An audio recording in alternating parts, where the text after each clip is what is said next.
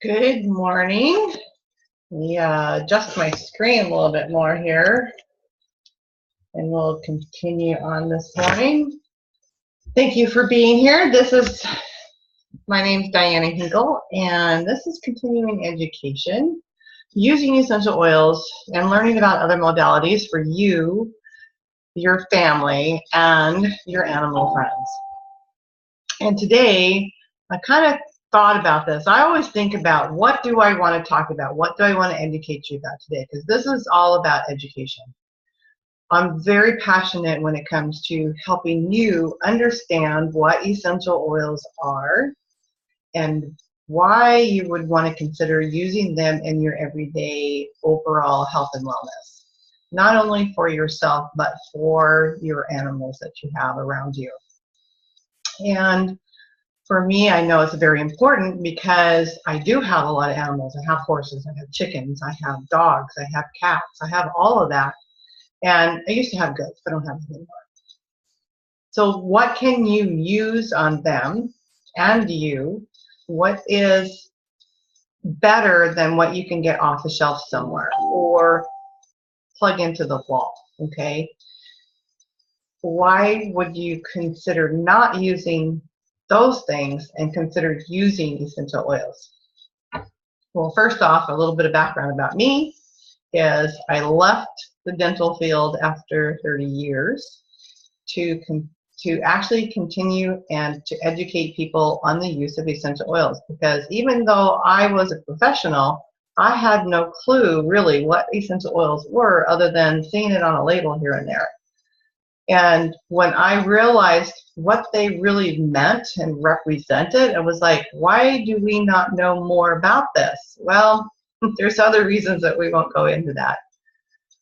So I'm not here to I'm not here to cure, I'm not here to diagnose, and I'm not here to treat anything, okay?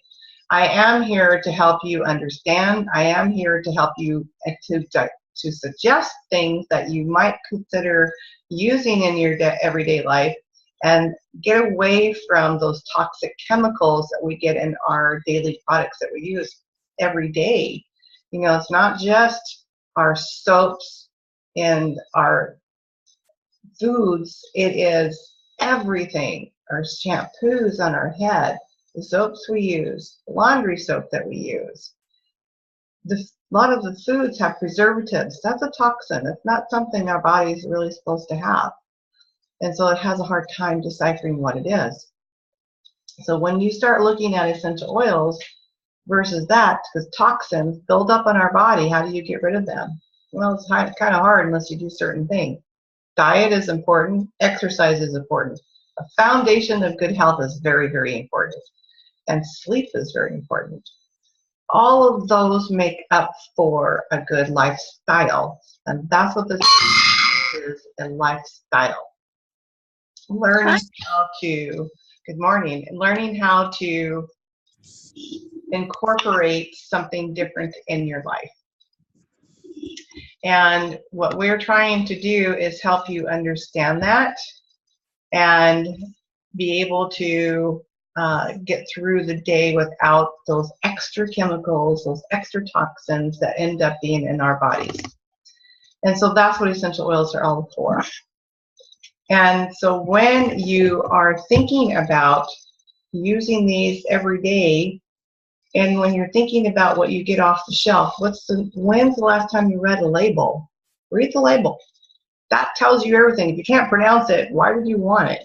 Yes, there are some things you just simply can't get around, especially in today's world, but there's a lot of things you can eliminate. And there's a lot of things you can do to help get rid of the toxins that build up in your everyday life and in your body. So when it comes to our animal world and pets we think of as dogs and cats, okay? Maybe a bird here and there. Maybe some of you may have a snake, some of you may have, you know, those other little creature crawlers that I don't like so much, but you do. But if you have carpet in your home, how toxic is that to your pets? Especially if you have little dogs, okay? Cats are a little finicky, but let's talk about that a little bit. So when you're looking at the overall carpet world, carpet traps a lot of dirt, especially if you have a place where it's high traffic. How often do you really get in there and vacuum? And how good is your vacuum? And really, even if you get an expensive vacuum or a cheap vacuum, it doesn't really matter. How really well is that working? Well, you'd probably be surprised if you ever hold up your carpet and look at all the dirt that's underneath that gets trapped. Okay, I once did that in a home, and I'll tell you what, I was totally surprised, besides oh my gosh, how much dirt was underneath that carpet. I swept up a pile. I mean, seriously, it was a pile like this, you know. And I was like, wow. And it was high traffic, okay? Everyone coming in and out with their shoes on. And then that's the other thing is, what are you bringing in with your shoes? Especially if you have carpet, because things stick to our shoes. And it doesn't have to be something we see. It can be invisible that we bring into the house, okay? Especially if you live someplace that has possums, raccoons. They have, their feces is extremely toxic and can cause disease in us and our children, even if they play in the yard, okay? It's something to be mindful about.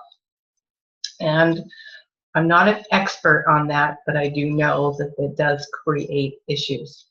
So what are you bringing into your home besides the dirt?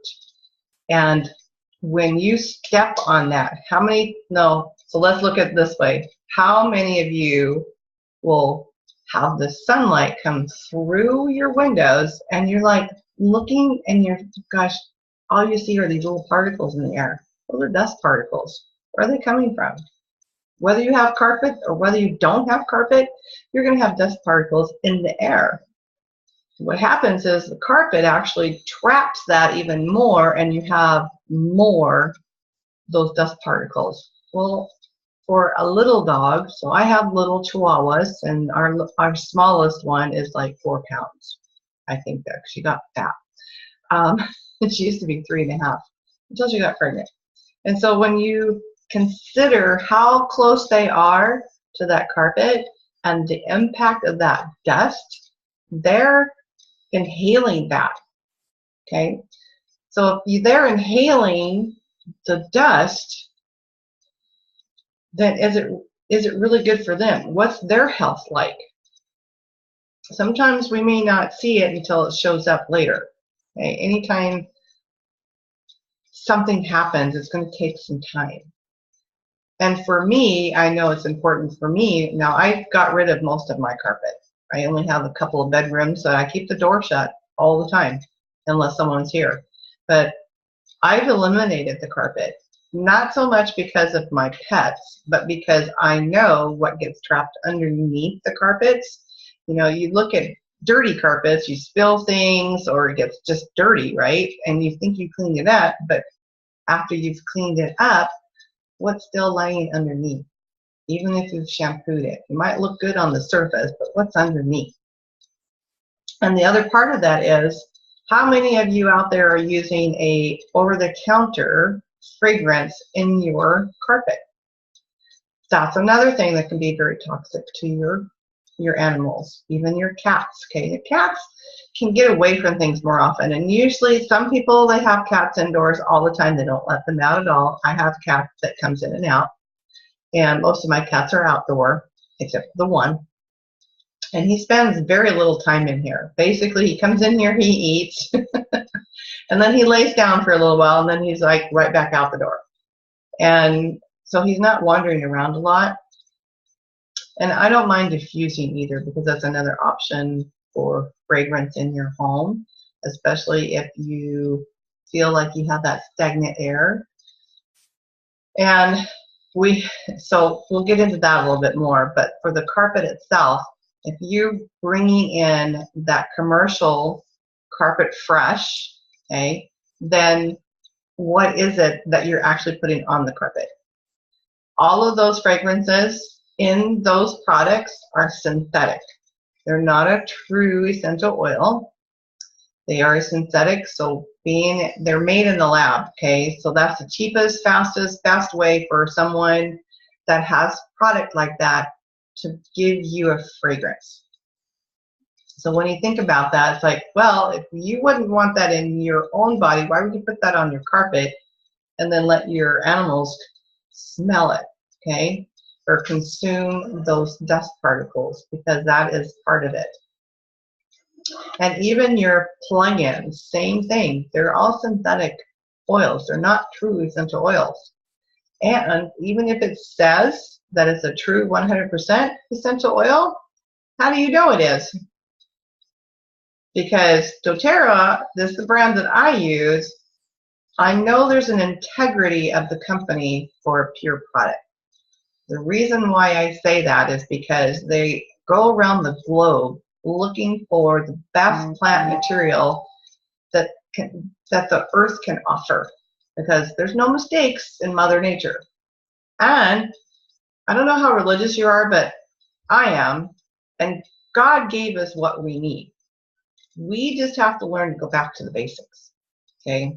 Pharmaceuticals really took over our world, unfortunately, and we have people that don't want to listen to their own body, but they will listen to a doctor, okay, but they don't listen to their own bodies. And that's a whole nother subject.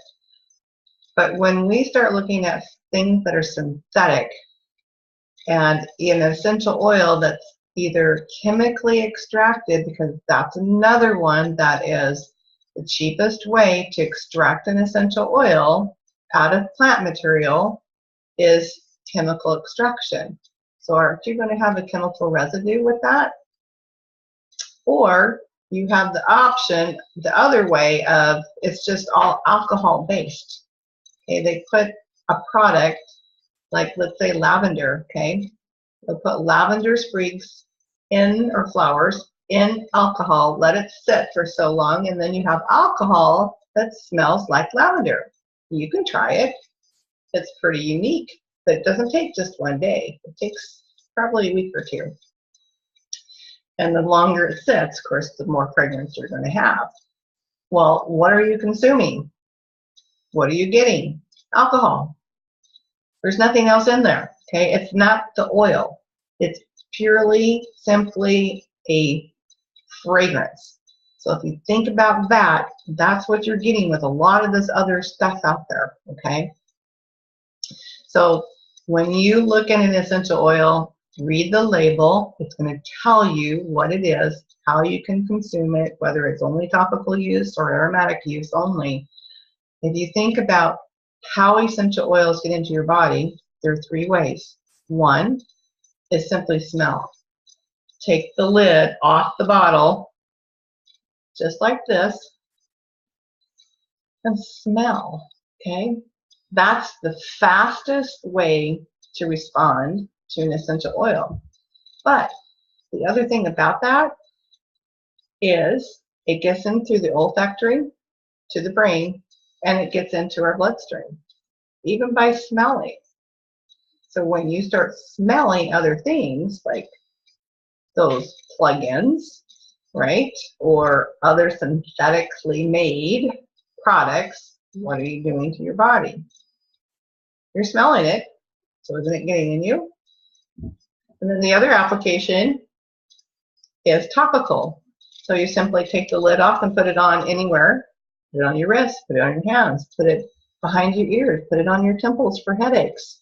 I have a neck ache, put it here. But when you put it on topically, essential oils will reach where it needs to go. In other words, if you're not sure where to put it, just put it on you, or put it on the bottom of your feet. Try it. 30 seconds. Put it on the bottom of your feet and smell it. Let somebody smell your breath, especially if like peppermint, something like that that's very pungent or very prominent.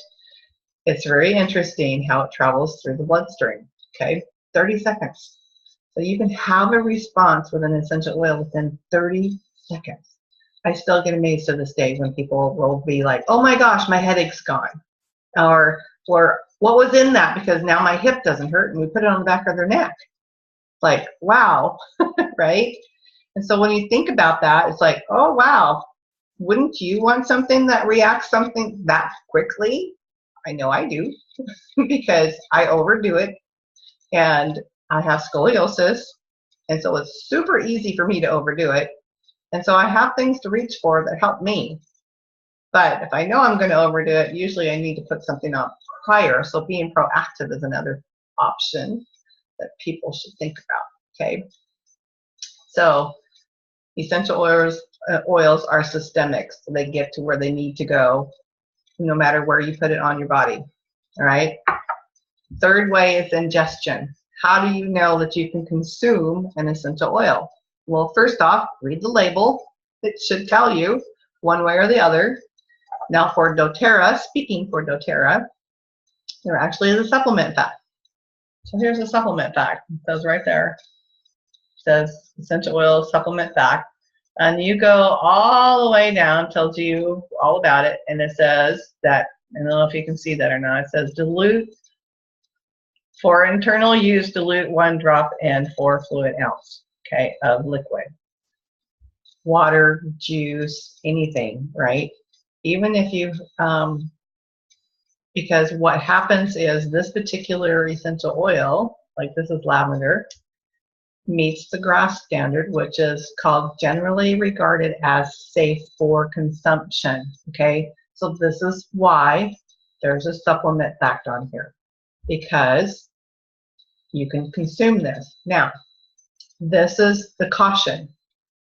A little bit goes a long way, especially doTERRA's, because they're so potent, okay? The efficacy, the potency, the purity of the product is so well or so good that a little bit more often is better than more less often, okay? So please keep that in mind. If I use lavender for anything that I'm cooking with, I may not use a full drop. And there are ways to not use a full drop. There are called pipettes that you can get, and you can actually get like a 1/4 drop or a 1/2 drop. Okay, there's a lot of chefs out there that will use essential oils as part of their enhancement for the flavor of your foods, which I think is awesome. But not only that, so since we can use these aromatically, use them topically, and use them internally, that gives us options, a whole lot of options, right? And because of the option of which way we want to use it, you know, some people, they don't want to consume any essential oil. That's fine. That's your choice, okay? Just know that if you wanted to go to the digestive system, you probably want to consume it. But if you look at what you see on the counter or the over-the-counter products, if you start reading labels, eventually you're going to go, oh my gosh, it's the same thing. Or this oil has this compound and this product has this compound. It's the same thing. It came from that specific or that particular essential oil. And so when we're using anything on our pets, is what can we use? Now with pets, you have to dilute. Always dilute if you can. Some of the, in dilution, I mean use a carrier oil like fractionated coconut oil is what I like. You can also use an olive oil. Just remember that some of your oils like that, the olive oil, grapeseed oil, almond oil, anything like that has more fat soluble, the bigger molecules, and so it makes it feel greasy. Fractionated coconut oil is one of those that actually doesn't make you so greasy. You have small molecules and it soaks into the skin very quickly. Witch hazel is another option for mixing with your essential oils, okay? I make my own soap even, and I use a Castile soap, and I add the On Guard blend, which is an antibacterial, and I love the fragrance of it, and so I can use it on everything, not just me. I can use it for my dishes if I want to. So getting back to pets, what can you use or what can you do in place of buying over-the-counter stuff? So I'm sure all of you have heard of baking soda. We use it every day, right? Use it in all kinds of things. And it's so good for cleaning because it actually does make things clean if you're patient, okay? Most of us want that instant gratification. That's why we have so many fast foods, and that's not a good thing. I usually get a big bag, so this is my big bag of baking soda. And I'm going to show you how you can make your own fragrance for the carpet with baking soda. And I'm going to show you that with about a cup's worth of baking soda, there's about a cup worth in there. And I have a plastic bag, okay? I also have a container with a lid, all right? Some of you may prefer this versus a plastic bag. And of course, there's always other ways to mix this up. But I'm going to show you the fastest and easiest way. So I'm going to take this baking soda. I'm going to put it in the plastic bag, okay? That's a cup. All right. Now, what fragrance do we want? We've talked about lavender, so why not do lavender? Lavender actually is something that's good for both dogs and cats. It's okay, all right? With a cat, there are precautions because cats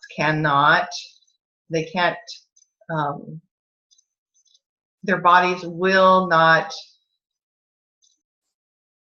process the essential oils. So there are compounds within the essential oils that cats cannot process through their own body.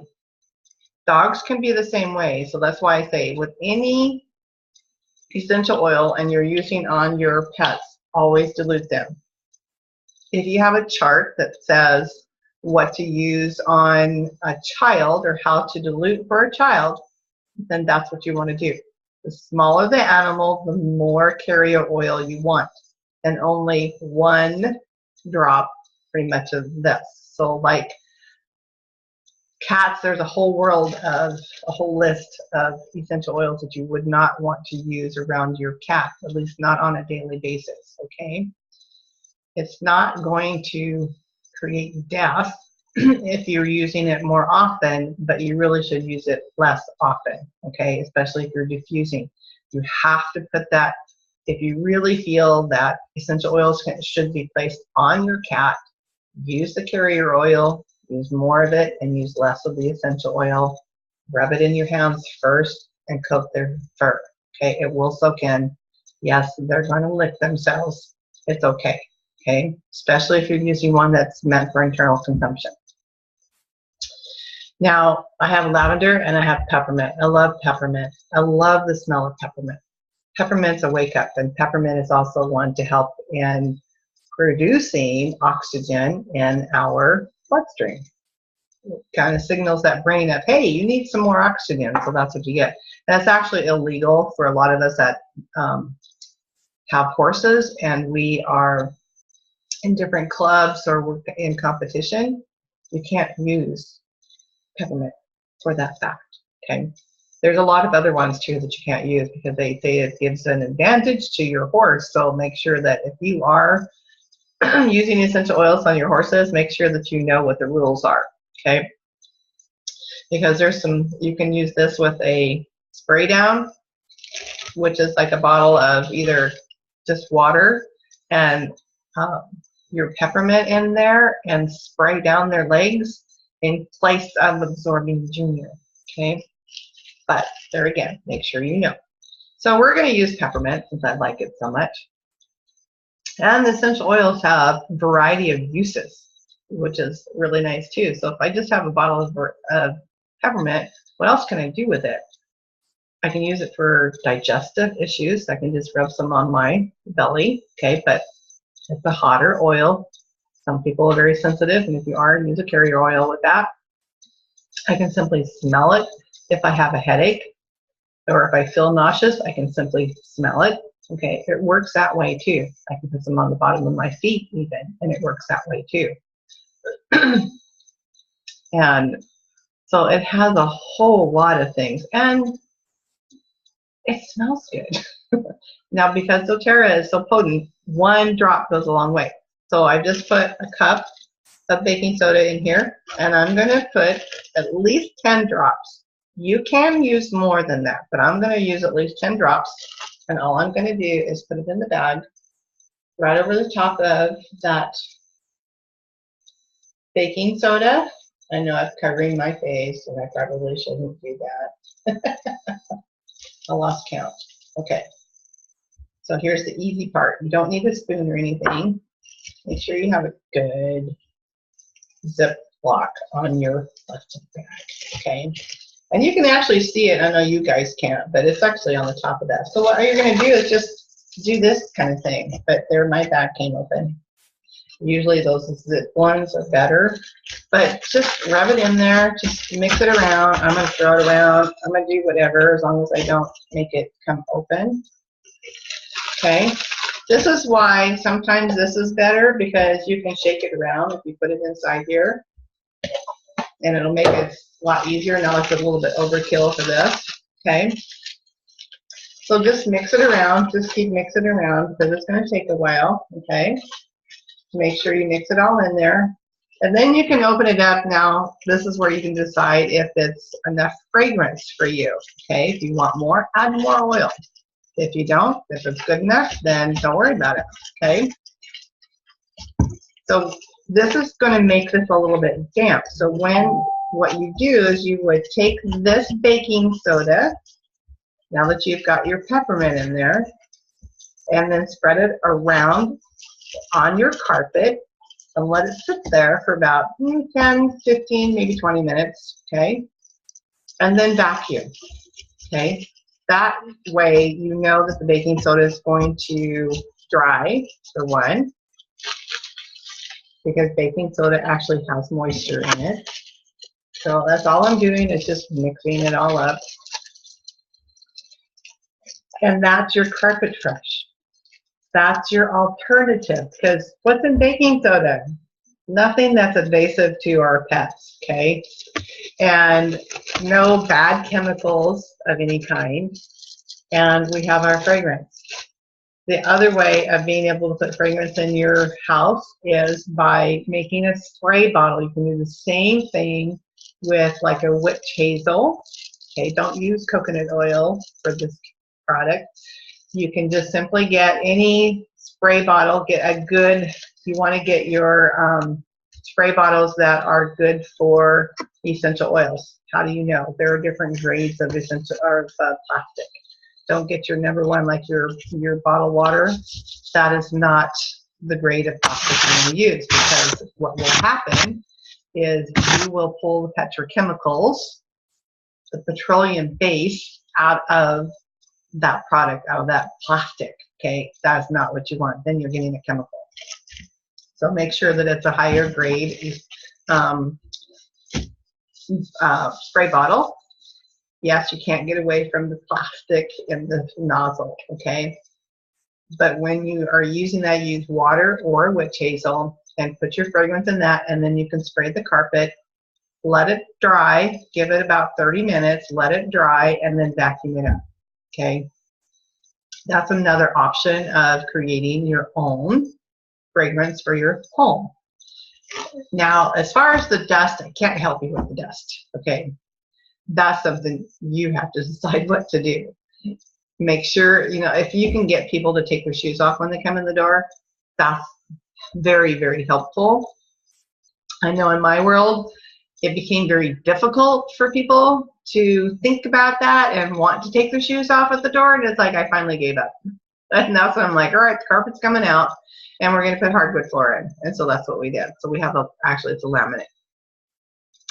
So letting people know or educate you on what you can do for alternatives, I think is wonderful because it's important. Now, this is just one thing. I do have other videos that you can watch, and doTERRA has a lot of different products as well. But I like being able to teach you what you can do in your world at home that's safe and easy to do and economical. Because all of us have budgets, all of us want to save money. And this is a good way to save money. It doesn't take long to do this. And if we slow down long enough to think about what we're doing to not only ourselves, but our pets around us, and think about a different, choosing a wellness lifestyle, especially in our eating habits, our sleeping habits, and our exercise habits. If you're not getting enough exercise, you need to start doing that. 20 minutes a day. Just go walk, okay? Get up and go do something. So that's what this is all about, is educating you. And because we have a budget, doTERRA, if you're interested in becoming part of doTERRA's foundation of lifestyle change, then there's a really super way to do this, because if you become a member, you get to save a lot of money. And they have a reward program too. So if someone shared this video with you, please get with them and ask them how you do that. If you need anybody, if you still need someone to help you out and you don't have anyone, you're more than welcome to reach out to me. And this is a call that I do every single Monday. And if you're interested in joining me every Monday, you can text the word @ with the @ Heavens Oil, and you'll get into my remind system. And then you'll get the live and the replay links. So I love being able to educate you. And if you have something that you'd like to share, and then please share with me. And at this point, does anybody have any questions?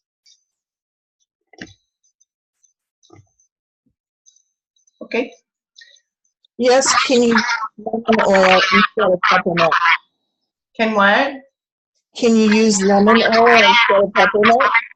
You can for your dogs. Yes, lemon, lime, and a bunch of other ones are oils that you're not necessarily good for your cats, but it's something you can do if you don't do it on a routine basis, because the cat, as long as you can have a cat get away from the carpet area, or if you can confine them until you're done with all of that, because those particular oils can build up more toxicity in the cat than they will a dog. Oh. Yeah, I know. It's like cats are so interesting in themselves, because there are so many essential oils out there that they suggest that we don't use on them. And so when you think about animals in general, especially dogs and cats, they don't eat grasses. They don't eat vegetation so much. They eat meat, right? And so when we start looking into essential oils, that's something that we kind of have to look at. If you kind of, whether they're a herbivore or arbivore, plays out the role of your animals. And so it's really super easy to use essential oils on horses, because they're a grass eater, or they're a vegetation eater. I think like goats can pretty much do everything. But when you start getting into those animals that eat meats, then it's a different story. But there is a list. There's like basil, eucalyptus, melaleuca is the #1 that you would probably never use on a cat. Your lemon, lime, and peppermint's supposed to be one of those that you don't want to use on cats. But there again, what I see and what I know is you don't want to use it on a everyday regular routine, because they cannot process the enzymes. They cannot process the compounds within that essential oil. And that's what you want to be careful about. Okay. Okay? Thanks for the question. Thank you. Okay. With that, we're going to end this. Again, if you would like to be in my remind system, text the word @ Heavens Oil to 81010. That's an easy one to remember, 81010. And get in on my live links. Otherwise, I am on YouTube, and you probably may have found me on YouTube and at Heaven Sent Oil. And I enjoy being able to educate you guys. So thank you for being here, and we'll see you next week. Have a great week.